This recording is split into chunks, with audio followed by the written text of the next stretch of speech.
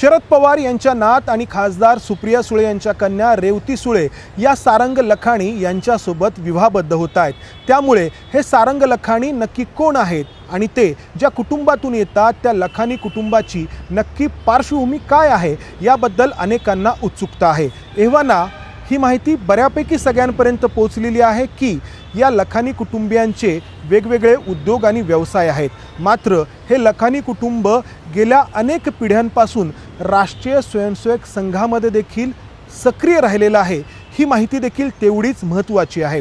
तर या लखानी कुटुंबाबद्दलची उत्सुकता या व्हिडिओच्या माध्यमातून शमवण्याचा आम्ही प्रयत्न करणार आहोत। कॅमेरामन अमोल गवाळेसह मी तुम्हा सगळ्यांचं या व्हिडिओमध्ये स्वागत करतो। तर रेवती सुळे यांचे होणारे पती सारंग लखानी आणि सारंग लखानी यांचे वडील अरुण लखानी। अरुण लखानींनी त्यांचं शिक्षण नागपूरमध्ये पूर्ण केलं आणि त्यानंतर नागपूरमध्येच त्यांनी उद्योग आणि व्यवसायाला सुरुवात केली आणि पुढे त्यांचे उद्योग आणि व्यवसाय त्यांनी विस्तारत नेले। मात्र हे लखानी कुटुंब मूळचं बुलढाणा जिल्ह्यातील मलकापूरचं। शेकडो वर्षांपूर्वी राजस्थानमधून मारवाडी समाजातील वेगवेगळी कुटुंब महाराष्ट्राच्या वेगवेगळ्या भागांमध्ये स्थायिक झाली। प्रामुख्याने विदर्भातल्या वेगवेगळ्या ठिकाणी ही मारवाडी समाजातील कुटुंब स्थायिक झाली। त्यापैकी हे लखानी कुटुंब मलकापूरमध्ये स्थायिक झालं। तर अरुण लखानी यांचे वडील किसन गोपाळ लखानी जे सगळ्यात मोठे, हे चार बंधू, सगळ्यात मोठे किसन गोपाळ लखानी जे अरुण लखानी यांचे जन्मदाते वडील। मात्र अरुण लखानी हे दत्तक गेले या किसन गोपाळ लखानी यांचे लहान बंधू असलेल्या हनुमानदास लखानी यांना। त्यानंतर 3 नंबरचे बंधू दामोदरदास लखानी, 4 नंबरचे बंधू श्याम लखानी। तर यापैकी हे जे 3 नंबरचे दामोदरदास लखानी आहेत ते मलकापूरमध्ये राष्ट्रीय स्वयंसेवक संघाचे नगर संघचालक म्हणून सध्या कार्यरत आहेत। तर श्याम लखानी हे मुंबईमध्ये ट्रेडिंगचा व्यवसाय करतात। तर ही पार्श्वभूमी आहे या लखानी कुटुंबाची। तर या चारपैकी सगळ्यात मोठ्या किसन गोपाळ लखानी यांचे चिरंजीव असलेले हे अरुण लखानी जे शिक्षणासाठी नागपूरमध्ये आले आणि नागपूरमध्येच त्यांनी त्यांच्या उद्योग व्यवसायाला सुरुवात केली। आणि या उद्योग व्यवसायापैकी एक महत्त्वाचा ग्रुप आहे तो म्हणजे विश्वराज ग्रुप, ज्याचे हे अरुण लखानी प्रमुख आहेत। तर या विश्वराज ग्रुपबद्दल सांगायचं झालं तर हा विश्वराज ग्रुप इन्फ्रामध्ये कार्यरत आहे। या इन्फ्रामध्ये मग अनेक भाग येतात। हायवेज बनवणं, वॉटर अँड वेस्ट वॉटर सेक्टरिंग अशा प्रकारची कामं या विश्वराज ग्रुपकडून केली जातात। दुसरी या अरुण लखानी यांची ओळख म्हणजे orange city water private limited या कंपनीचे देखील ते प्रमुख आहेत। आणि या ऑरेंज सिटी वॉटर प्रायव्हेट लिमिटेडला नागपूर महापालिकेकडून काही वर्षांपूर्वीपर्यंत तिथल्या पाणी पुरवठ्याशी संबंधित काम देण्यात आलेलं होतं। आत्ता हे काम त्या कंपनीकडे नाही असं सांगण्यात येते। मात्र काही कालावधीपूर्वीपर्यंत ही orange city water private limited ही कंपनी नागपूर महापालिकेसोबत काम करत होती। त्यानंतर नरकेसरी प्रकाशन हे प्रकाशनगृह देखील अरुण लखानी यांच्याकडे आहे। 5वी महत्त्वाची ओळख या अरुण लखानी यांची ती म्हणजे ते महाराष्ट्र बॅडमिंटन असोसिएशनचे 2017 पासूनचे अध्यक्ष आहेत।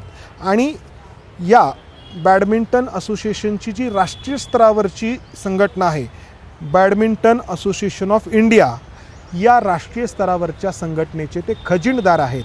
आणि या राष्ट्रीय स्तरावरच्या संघटनेचे अध्यक्ष आहेत आसामचे मुख्यमंत्री आणि भारतीय जनता पक्षाचे नेते हेमंता बिस्वा शर्मा। आणि त्यानंतर या अरुण लखानी यांची 6वी महत्त्वाची ओळख म्हणजे हे अरुण लखानी लक्ष्मणराव मानकर ट्रस्टचे अध्यक्ष आहेत।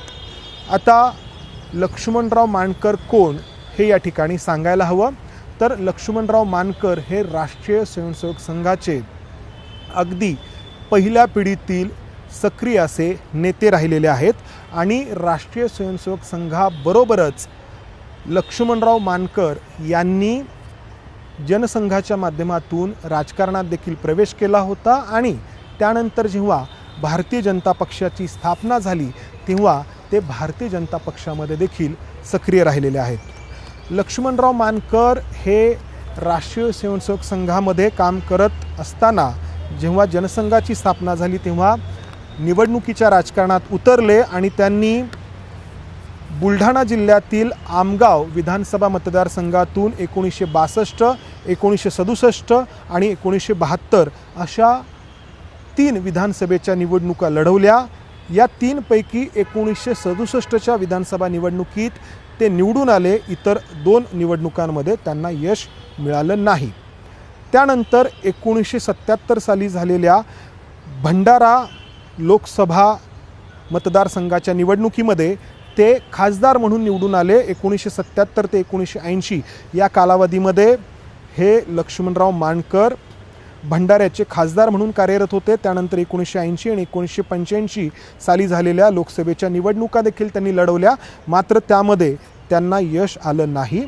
तर हे लक्ष्मणराव मानकर राष्ट्रीय स्वयंसेवक संघाचे अगदी पहिल्या फळीतील नेते, कार्यकर्ते।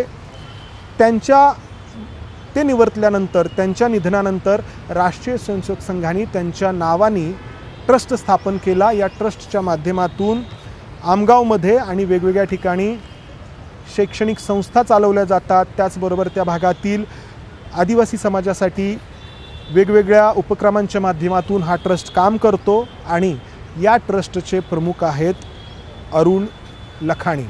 आणि आता सर्वात शेवटी स्वतः सारंग लखानी यांच्याबद्दल, म्हणजे आपण लखानी कुटुंबाची पार्श्वभूमी पाहिली, अरुण लखानी यांची पार्श्वभूमी पाहिली आणि आता स्वतः रेवती सुळे यांचे होणारे पती सारंग लखानी। तर सारंग लखानी यांनी कोलंबिया बिझनेस स्कूलमधून MBAचं शिक्षण पूर्ण केलं आहे। त्याचबरोबर IIM बेंगलोरमधून देखील त्यांनी त्यांचं शिक्षण पूर्ण केलं आहे। आणि दुसरी त्यांची महत्त्वाची ओळख म्हणजे 2010 ते 2017 या कालावधीमध्ये ते राष्ट्रीय स्तरावरती बॅडमिंटन देखील खेळलेले आहेत। 2017ला त्यांनी त्यांच्या वडिलांच्या विश्वराज ग्रुप या उद्योग समूहामध्ये कामाला सुरुवात केली। सुरुवातीला ते लीड प्रोजेक्ट कोऑर्डिनेटर म्हणून काम करत होते। 2018ला त्यांनी नीती आयोगामध्ये इंटर्नशिप देखील केलेली आहे आणि 2018 पासून ते त्यांच्या वडिलांच्या कंपनीमध्ये ऑपरेशन अँड स्ट्रॅटर्जी विभागाचे व्हाईस प्रेसिडेंट म्हणून काम करत राहिले। 2020 पासून हे सारंग लखानी त्यांच्या वडिलांच्या या विश्वराज ग्रुपमध्ये एक्झिक्युटिव्ह डायरेक्टर म्हणून काम करतात। तर ही झाली सारंग लखानी यांची ही पार्श्वभूमी। हे लग्न अरेंज मॅरेज आहे असं सांगण्यात आलेलं आहे आणि हे लग्न ठरवण्यामध्ये नितीन गडकरी यांची महत्त्वाची भूमिका राहिलेली आहे। नितीन गडकरी आणि शरद पवार यांची राजकारणापलीकडची मैत्री महाराष्ट्राला सर्वश्रुत आहे आणि या मैत्रीच्या माध्यमातूनच हे लग्न जुळवण्यात आल्याचं सांगण्यात येतं आहे। खरं तर लग्न ही त्या व्यक्तीची अतिशय वैयक्तिक बाब असते आणि व्यक्तीबरोबरच त्या कुटुंबाची देखील ती अतिशय वैयक्तिक, अतिशय खाजगी अशी बाब असते।